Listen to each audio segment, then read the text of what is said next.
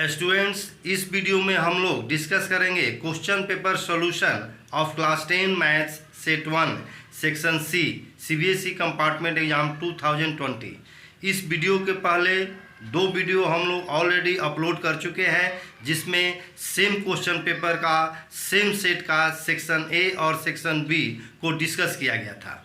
यह जो पेपर हुआ था वह 25 सितंबर 2020 को हुआ था और इस पेपर का जो कोड है 30/C/1। तो आइए शुरू करते हैं section C of set 1 of class 10 maths compartment exam 2020 from question number 27। Proof that √2 is an irrational number, यानी आपको प्रूफ करना है कि √2 जो है वह इरेशनल नंबर है। इस क्वेश्चन को हम लोग कंट्राडिक्शन मेथड से प्रूफ करेंगे। सबसे पहले हम सपोज कर लेंगे कि √2 जो है वह इरेशनल ना होकर रेशनल नंबर है। तो यहाँ लिखा गया, if possible we suppose that √2 is a rational number whose simplest form is p/q। Simplest form का मीनिंग हुआ कि न्यूमरेटर और डिनोमिनेटर दोनों में कोई भी कॉमन फैक्टर नहीं है। Where q is not equal to 0, यानी डिनोमिनेटर 0 इक्वल नहीं होना चाहिए।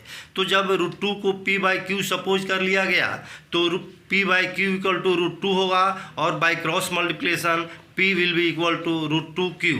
दोनों तरफ स्क्वायर करने पर यहाँ जो रिजल्ट आएगा p² इक्वल टू 2q²। इस तरह है जो p² है दैट इज मल्टीपल ऑफ 2। जब p² 2 का मल्टीपल हुआ तो p भी 2 का मल्टीपल होगा। Now we let p is equal to 2m, क्योंकि p 2 का मल्टीपल है। तो p² इक्वल टू 2m को दोनों तरफ स्क्वायर करने पर p² इक्वल टू 4m² हो जाएगा। और इस तरह है p² का जो वैल्यू है 2q², यहाँ पुट करने पर 2q² इक्वल टू 4m², 2 से 4 कैंसिल किया गया, q² इक्वल टू 2m²।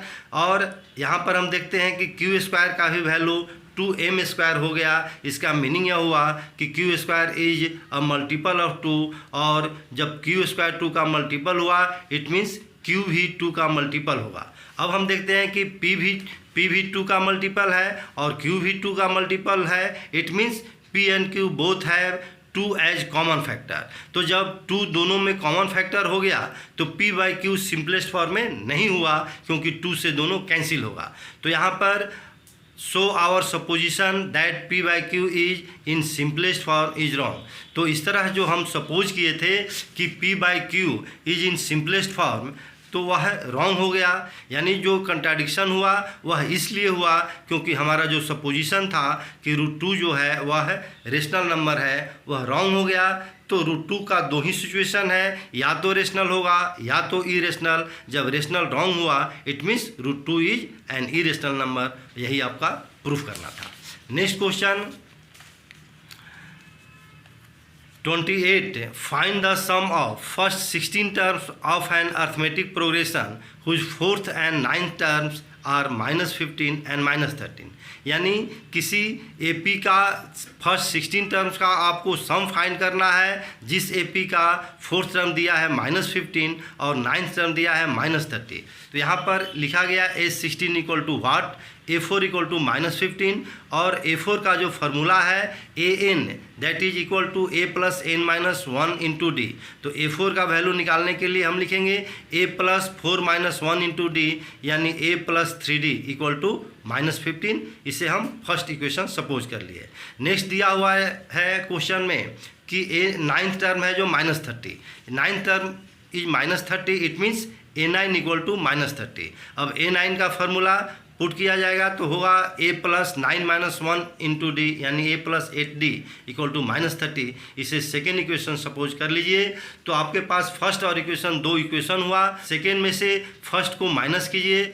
जब आप माइनस करेंगे साइन चेंज होगा, A कैंसिल्ड, और 8 - 3D 5D, -30 + 15 -15। इस तरह d का जो वैल्यू आया वह हुआ -3। इस d का वैल्यू आप किसी इक्वेशन में पुट कर दीजिए। यहाँ फर्स्ट में पुट किया गया है, तो फर्स्ट इक्वेशन है A + 3D इक्वल टू -15। तो इसमें पुट करने पर होगा A + 3 into -3 equal to -15, A - 9 equal to -15। A का वैल्यू आया -6। अब आपके पास A का ही वैल्यू हो गया, D का ही वैल्यू हो गया, और S16 फाइंड करना है तो Sn का फॉर्मूला होता है n/2 whole into 2a plus n-1 into D, और इसमें n, a और d का वैल्यू पुट कीजिए। इस तरह कैलकुलेट करने पर S16 का जो वैल्यू आएगा वह होगा -456। यह आपका रिक्वायर्ड आंसर हुआ। अब क्वेश्चन नंबर 28 का और वह है if the sum of first 14 terms of an arithmetic progression is 1050 and its fourth term is 40,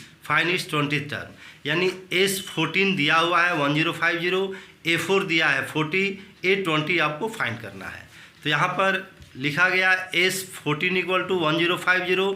S14 का जो फार्मूला है Sn का फार्मूला उस पर पुट करने पर n/2 होता है, यानी 14/2 2a plus 14-1 into D equal to 1050। इसको सॉल्व करने पर जो आपके पास इक्वेशन आया 2a plus 13d equal to 150। Next A4 equal to 40 है, तो A4 का फार्मूला पर जब आप पुट करेंगे n के फार्मूला पर तो यहाँ पर होगा a plus 3d equal to 40। ये सेकेंड इक्वेशन हुआ। फर्स्ट और सेकेंड इक्वेशन को सॉल्व करने के लिए सेकेंड को 2 से मल्टीप्लाई कर दीजिए जिससे कि 2a हो जाएगा और यहाँ 2a सेम होगा, और फिर फर्स्ट में से सेकेंड को माइनस करिए। तो first minus equation second into 2, यहाँ पर होगा 2a प्लस 13 इक्वल टू 150 और 2a माइनस 60 इक्वल टू 80। इसको सॉल्व करने पर d का जो वैल्यू आएगा दैट विल बी 10। अब इस d का वैल्यू किसी इक्वेशन में पुट करिए, यहाँ पर सेकेंड में पुट किया गया और पुट करने के बाद a का जो वैल्यू आया 10 हुआ। अब आपको फाइंड करना है A20, तो A20 का जो फार्मूला होगा a plus 20 minus 1 into d. A का वैल्यू 10 पुट कीजिए, डी का भी 10 है, पुट करने पर A20 जो होगा वह होगा 200, जो कि आपका रिक्वायर्ड आंसर हुआ क्वेश्चन नंबर 28 का। और नाउ क्वेश्चन नंबर 29 जो है prove that the length of tangent drawn from an external point to a circle are equal. यह थ्योरम है जो कि आपका सर्कल का थ्योरम है। तो इसे प्रूव करने के लिए सबसे पहले आप यहाँ पर फिगर ड्रॉ कीजिए। फिगर में गिवन जो है वह है P A and P B are 2 tangents. तो इस सर्कल में पी ए और पी बी 2 टेंजेंट है जो कि सर्कल का सेंटर ओ है और रेडियस आर है। प्रूफ करना है P A equal to P B. Construction में आप करेंगे क्या कि सेंटर को ए और बी से ज्वाइन कीजिए और फिर पी से ज्वाइन कीजिए, join O A O B and O P. अब दोनों ट्रायंगल ओ ए पी और ओ बी पी को कॉन्ग्रुएंट करना है। O A equal to O B होगा because radii of same circle का रेडियस इक्वल होता है। नेक्स्ट है ओ पी, दोनों ट्रायंगल में कॉमन है। O A P equal to O B P, क्योंकि ये 90 डिग्री है because radius is perpendicular on tangent at point of contact. Radius हमेशा टेंजेंट पर point of contact pass perpendicular होता है। तो इस 90 डिग्री का कारण दोनों एंगल इक्वल हुआ। आर एच से दोनों ट्रायंगल कॉन्ग्रुएंट हुआ। कॉन्ग्रुएंट होने के बाद बाई CP/CT इनका जो कॉरस्पॉन्डिंग साइड्स है वह इक्वल हो जाएगा। तो यहाँ पर P A equal to P B equal हो गया। क्वेश्चन नंबर 30, जो क्वेश्चन नंबर 30 है वह है find the area of quadrilateral ABCD whose vertices are A -4 -3 B 3 -1 C 0.5 D -4.2। Quadrilateral के चारों वर्टिसेज का कोऑर्डिनेट्स दिया हुआ है, आपको उसका एरिया फाइंड करना है। तो क्वाड्रिलेटरल का एरिया फाइंड करने के लिए आपको करना क्या होता है कि उस क्वाड्रिलेटरल में हम एक डायगोनल ड्रॉ करते हैं, जो डायगोनल पूरे क्वाड्रिलेटरल को 2 रीजन में बांटता है। दोनों जो रीजन है ट्रायंगुलर रीजन है। अब इस तरह दोनों ट्रायंगल का एरिया निकालकर आप ऐड कर देते हैं तो पूरा क्वाड्रिलेटरल का एरिया निकल जाएगा। तो सबसे पहले हम ABC का एरिया निकाल रहे हैं। तो ABC का एरिया ऑफ ट्रायंगल का जो फार्मूला होता है वह है half into x1 y2 minus y3 plus x2 y3 minus y1 plus x3 y1 minus y2। इस तरह यहाँ पर जो A का कोऑर्डिनेट्स है x1 y1 हुआ, ये x2 y2 हुआ, ये x3 y3 हुआ। यहाँ पुट करने पर ABC का जो एरिया आया 24 स्क्वायर यूनिट्स। इसी तरह सेम फार्मूला से आप ट्रायंगल ACD का भी एरिया निकालेंगे और यहाँ पर निकालने पर जो ट्रायंगल ACD का एरिया आया 10 स्क्वायर यूनिट्स। अब दोनों को हम ऐड कर देंगे तो ABCD का एरिया मिल जाएगा, यानी area of quadrilateral ABCD equal to area of triangle ABC plus area of triangle ACD। Add करने पर आया 34 square units. Now next question 30 का और इसमें है if the points A B and C form a triangle of area 12 square units, यानी points A B C से बनने वाले ट्रायंगल का जो एरिया है वह 12 स्क्वायर यूनिट्स है। एक इक्वेशन दिया हुआ है 2p + q = 10। आपको फाइंड करना है p और q का वैल्यू। तो इसको सॉल्व करने के लिए आप सबसे पहले एरिया ऑफ ट्रायंगल जो है ABC, जो कि यहाँ पर दिया हुआ है 12, यहाँ पर लिख दिया गया एरिया ऑफ ट्रायंगल ABC = 12। अब इस एरिया ऑफ ट्रायंगल का हम एरिया कैलकुलेट करेंगे ट्रायंगल ABC का, और उसका फार्मूला यूज करेंगे। यहाँ पर जो वैल्यू दिया हुआ है वह यह x1 y1 हुआ, x2 y2 हुआ, b का कोऑर्डिनेट्स और c का कोऑर्डिनेट्स x3 y3। इस तरह इसको पुट करने पर आपके पास जो इक्वेशन आएगा वह होगा हाफ 2 × 1 - q + 6q - 0 + p 0 - 1 = 12। इसको सॉल्व करिए और सॉल्व करके कैलकुलेट करने पर आपके पास इक्वेशन आएगा 4q - p = 22। और नेक्स्ट जो इक्वेशन है यहाँ दिया हुआ है 2p + q = 10, तो 2p + q = 10 को लिख सकते हैं q + 2p = 10। इस तरह दोनों इक्वेशन में आप इन दोनों इक्वेशन को सॉल्व कर सकते हैं। तो फर्स्ट इक्वेशन जो है उसको 2 से मल्टीप्लाई करने पर यहाँ -2p आएगा और सेकेंड इक्वेशन में +2p है।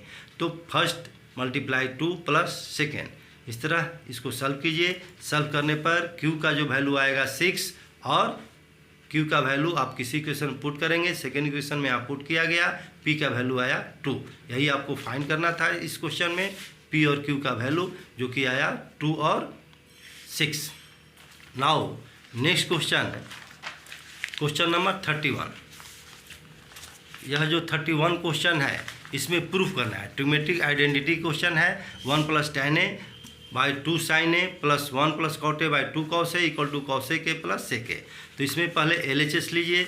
LHS में आप यहाँ पर 1 + tan a का वैल्यू रख दीजिए sin a / cos a / 2 sin a + cot a का value 1 + cos a / sin a, क्योंकि cot a का वैल्यू होता है cos a / sin a / 2 cos a। अब यहाँ पर न्यूमरेटर में cos a एलसीएम लीजिए, रिजल्ट आएगा cos a + sin a / cos a। इन दोनों को ऐड करने पर एलसीएम लेकर /2 sin a प्लस यहाँ भी 1/1 लेकर एलसीएम लेकर ऐड करेंगे, आएगा sin a + cos a / sin a / 2 cos a।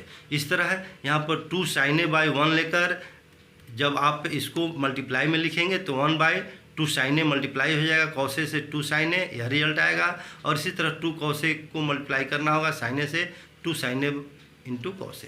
अब दोनों का डिनोमिनेटर सेम है, एलसीएम लेने पर आपका न्यूमरेटर भी ज्यों का त्यों उतर जाएगा। अब न्यूमरेटर भी सेम यहाँ हो गया, तो दोनों को ऐड करने पर 2 × cos a + sin a होगा, क्योंकि यहाँ cos a + sin a है, यहाँ भी cos a + sin a।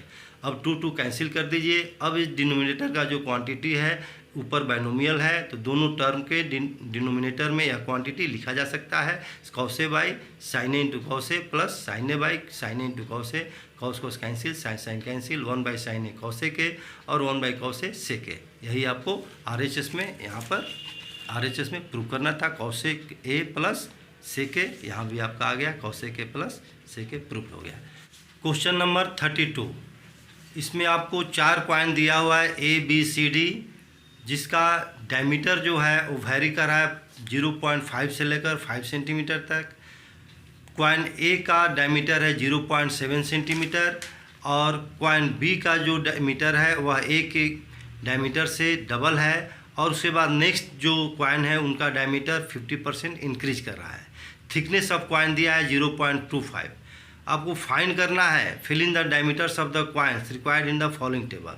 इसमें A का डायमीटर दिया हुआ है 0.7, B का डायमीटर फाइंड करना है।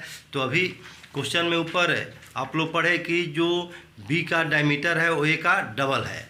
तो यहाँ पर B का डायमीटर फाइंड करने के लिए डायमीटर ऑफ कॉइन B = 2 × 0.7 और इस तरह मल्टीप्लाई करने पर 1.4 सेंटीमीटर होगा, जो कि कॉइन B का डायमीटर होगा, जो कि फर्स्ट क्वेश्चन में फाइंड करना था। सेकेंड क्वेश्चन में A का एरिया दिया हुआ है, वॉल्यूम दिया हुआ है। कॉइन B का area of one face find करना है और इसका वॉल्यूम फाइंड करना है। तो किसी भी कॉइन का वन फेस का जो शेप होता है दैट इज सर्कुलर शेप। तो कॉइन का बी का फाइंड करना है, वन फेस का एरिया। तो इसका एरिया फाइंड करने के लिए सर्किल का जो एरिया का फार्मूला होता है उसे हम यूज करेंगे। तो एरिया ऑफ सर्कल होता है pi r square. It means area of one face of coin be equal to pi r square. Pi का वैल्यू दिया हुआ है 22/7, यहाँ पुट करना है। और फिर रेडियस 0.7 लेकर कैलकुलेट करिए। तो यहाँ पर जो कॉइन बी का वन फेस का एरिया होगा वह होगा 1.54 सेंटीमीटर स्क्वायर। फिर नेक्स्ट फाइंड करना है कॉइन बी का वॉल्यूम। तो वॉल्यूम जो होगा वह यहाँ पर कॉइन का वॉल्यूम सिलिंड्रिकल शेप का होगा, जिसका थिकनेस दिया हुआ है 0.25, यह सिलेंडर का हाइट होगा, और रेडियस वही 0.7। तो volume of coin means volume of cylinder, जिसका फार्मूला होता है पाई आर स्क्वायर एच। यहाँ पाई 22/7, आर 0.7 इंटू 0.7 और एच है 0.25। कैलकुलेट करने पर इसका जो आंसर होगा वह होगा 0.3850 centimetre cube. Question number 33, solve the equations x + 2y = 6 and 2x - 5y = 12 graphically. यानी दोनों इक्वेशन को ग्राफिकल मेथड से आपको सॉल्व करना है। तो सबसे पहले हम दोनों जो इक्वेशन है उसका सॉल्यूशन चार्ट बनाएंगे। फर्स्ट इक्वेशन है x + 2y = 6। तो इसका जो सॉल्यूशन होगा, जब x का वैल्यू 0 रखिएगा तो 0 + 2y = 6, यानी y का वैल्यू हो जाएगा 6/2 3। और जब y 0 रखेंगे तो x का वैल्यू हो जाएगा 6। सेकेंड जो इक्वेशन है 2x - 5y = 12। इसका जब आप सॉल्यूशन चार्ट बनाएंगे तो x का वैल्यू जब 6 रखेंगे तो 6 × 2 = 12, 12 और 12 कैंसिल हो जाएगा, y का वैल्यू 0 होगा। और जब x का वैल्यू 1 पुट करिएगा तो यहाँ पर 2 × 1 2 होगा, 12 - 2 10 हो जाएगा, यानी y का वैल्यू -2। अब इस सॉल्यूशन चार्ट के हेल्प से हम पॉइंट फिक्स करेंगे ग्राफ में। यहाँ पर तो प्लेन पेपर है, आपको ग्राफ का यूज करके इसका सॉल्यूशन फाइंड करना है। तो पहले x एक्सिस और y एक्सिस ड्रॉ करेंगे। हम यहाँ पर मैक्सिमम वैल्यू देख लेंगे। x का मैक्सिमम वैल्यू 6 है तो यहाँ पर 8 तक लिया गया स्केल, और मिनिमम वैल्यू है 0, ये 0 हुआ। और y में मैक्सिमम वैल्यू जो है वह है 3 और मिनिमम वैल्यू -2, तो यहाँ पर 5 तक लिया गया और यहाँ -3 तक, जो कि इस वैल्यू को कवर कर रहा है। तो अब हम इन जो x और y का सॉल्यूशन है इसको कोऑर्डिनेट्स के रूप में ले जाएंगे यहाँ पर कार्टेशियन प्लेन में, और पॉइंट फिक्स करेंगे। तो 0 3 जो होगा यह उस पॉइंट को डिनोट करेगा जो y एक्सिस पर होगा, और यह y एक्सिस पर वहाँ होगा जहाँ पर y 3 है। तो यह पॉइंट जो हुआ 0 3 यहाँ पर लिखा हुआ है, यह पॉइंट इस कोऑर्डिनेट्स को डिनोट कर रहा है। नेक्स्ट है 6 0। तो 6 0 में y का वैल्यू 0 है, इसलिए यह जो पॉइंट हुआ वह x एक्सिस पर लाई करेगा, वहाँ लाई करेगा जहाँ पर x का वैल्यू 6 है। ये हुआ 6 0। अब इन दोनों पॉइंट को ज्वाइन करते हुए आप एक लाइन ड्रॉ करेंगे, और यह जो लाइन है x + 2y = 6 का सलूशन है, इसलिए यहाँ पर इक्वेशन को लिख दिया गया। नेक्स्ट जो इक्वेशन है 2x - 5y = 12। अब यहाँ पर 6 0 जो है पॉइंट यहाँ ले जाएंगे, ऑलरेडी यह मेंशन है। नेक्स्ट पॉइंट है 1 - 2। तो 1 - 2 x में 1 के सामने और y में -2 के सामने यहाँ पॉइंट लाया गया। तो यह जो पॉइंट है 1 - 2 को डिनोट कर रहा है। अब इन दोनों पॉइंट को ज्वाइन करते हुए हम यहाँ लाइन ड्रॉ कर लेंगे, और इस लाइन जो है यह लाइन का जो इक्वेशन है 2x - 5y = 12 उसको यहाँ पर लिख दिया गया। अब दोनों जो लाइन है जो दोनों ग्राफ को दोनों ये इक्वेशन को रिप्रेजेंट कर रहा है, और इस तरह दोनों लाइन एक दूसरे को इंटरसेक्ट किया 6 0 पर, इसलिए इसका जो सॉल्यूशन होगा x = 6 और y = 0। स्केल भी लेना नहीं भूलना है, क्योंकि दोनों ग्राफ पर हम जो 1 सेंटीमीटर का जो डिस्टेंस है, यानी इसमें 10 स्मॉल स्क्वायर होता है, तो 10 स्मॉल स्क्वायर = 1 यूनिट सपोज कर लिया गया। नाउ 33 का जो और क्वेश्चन है उसे हम सॉल्व करेंगे। Solve the following equations for x and y using cross multiplication method. तो क्रॉस मल्टीप्लिकेशन मेथड से सॉल्व करने के लिए सबसे पहले हम a1 b1 c1 का वैल्यू लिखेंगे, फिर a2 b2 c2 का वैल्यू, और फार्मूला यूज करेंगे जो x का फार्मूला होता है b1 c2 - b2 c1 by a1 b2 - a2 b1। तो यहाँ पर इक्वेशन को लिखा गया, x का कोफिशिएंट है a, y का कोफिशिएंट है -b, c जो है a + 4b है। यानी A1A B1 माइनस बी और C1A plus 4B। Second equation में जो x का कोफिशिएंट है वह हो जाएगा A2, B2 हो जाएगा A और C2 हो जाएगा B माइनस 4A। इस तरह A1 B1 C1 A2 B2 C2 का वैल्यू आ जाने पर आप x कैलकुलेट कर सकते हैं, जो कि होता है B1 C2 minus B2 C1 by A1 B2 minus A2 B1। यहाँ पर वैल्यू पुट करने पर x का जो वैल्यू आया वो -1 हुआ, और इसी तरह y का जो फार्मूला है C1 A2 minus C2 A1 by A1 B2 minus A2 B1, और इसमें वैल्यू पुट करने पर y का जो वैल्यू आया 4 हुआ। तो आपका रिक्वायर्ड जो सोल्यूशन है x का वैल्यू -1, y का वैल्यू 4 आंसर हुआ। नाउ क्वेश्चन नंबर 34 जो क्वेश्चन है इसमें कंस्ट्रक्शन है, यानी एक ट्रायंगल आपको ABC बनाना है जो कि इक्विलेटरल ट्रायंगल है 6 सेंटीमीटर साइड लेकर, और इस ट्रायंगल का सिमिलर एक दूसरा ट्रायंगल बनाना है जिसका साइड जो होगा 3/4 होगा इस ABC का। तो इसके लिए सबसे पहले हम ABC ट्रायंगल बनाते हैं जो कि 6 सेंटीमीटर साइड है। तो 6 सेंटीमीटर साइड लेकर हम BC ड्रॉ कर लिए, और AB और AC भी 6 सेंटीमीटर ही लेकर ट्रायंगल ABC बनाया गया।